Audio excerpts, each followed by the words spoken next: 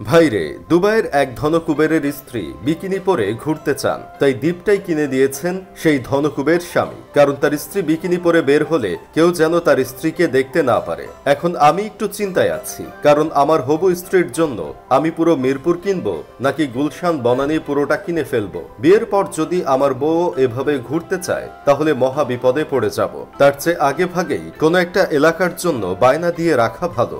এখন আবার অনেকে বলতে পারেন, আমি আবার কোন ক্ষেতের ধনকুবের চেয়ে বউয়ের জন্য গুলশান বনানী কিনে ফেলবো। দেখেন ভাই, আমি হামস্টার টেলিগ্রামে টিপাটিপি ফ্রিল্যান্সিং করে যত টাকা কামিয়েছি সব টাকা একসাথে করলে আপনার 14 গোষ্ঠীকে 7 বার কিনা যাবে। সেখানে তো শুধুমাত্র গুলশান বনানীর কথা বলছি। আমার স্ত্রী যদি চায় তাহলে তো আমি ব্রাহ্মণবাড়িয়াও কিনে দিব।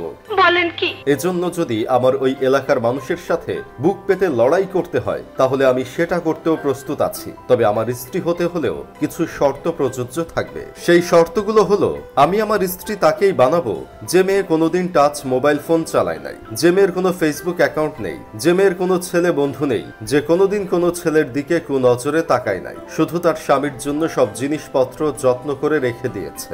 এমন একটা মেয়ে পাইলেই আমি বিয়ে করে তার জন্য গুলশান বনানী থেকে শুরু করে ব্রাহ্মণবাড়িয়া পর্যন্ত কিনে দিব।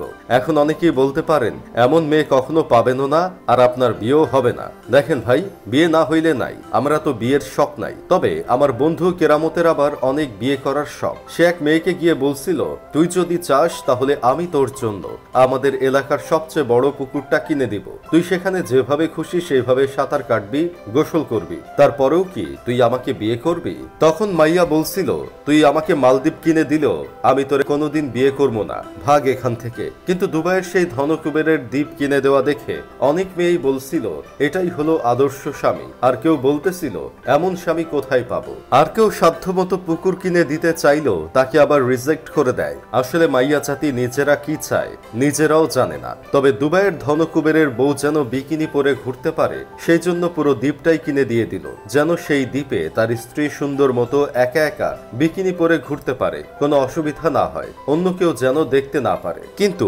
আশেপাশে Galaxy S24 ultra phone use করে, তারা তো জুম করে অনায়াসে সবকিছু দেখে নিতে পারবে।